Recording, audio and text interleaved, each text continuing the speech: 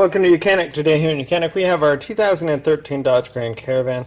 I'm going to show you how you replace the battery inside this style of key fob. So to start with, we're just going to push this tab to the right to be able to get the manual key out, and then you flip it over, and if you have a small screwdriver you're going to want to get right in between the two pieces and you'll be able to open them up. And now we just pull this apart.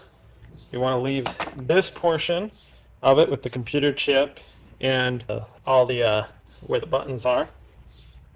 We'll leave that in the top side, and then we have our battery located here, and we just need to pop that battery out. And take note to remember that when you put it back in, you're going to put the flat side toward the back of that case.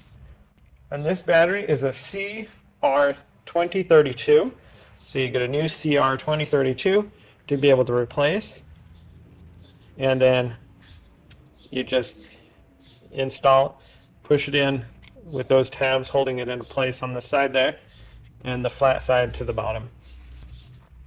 Then we're going to take this and go back to snap it together. Start from the bottom and work our way up, squeezing this back and snapping it all nice and tight together.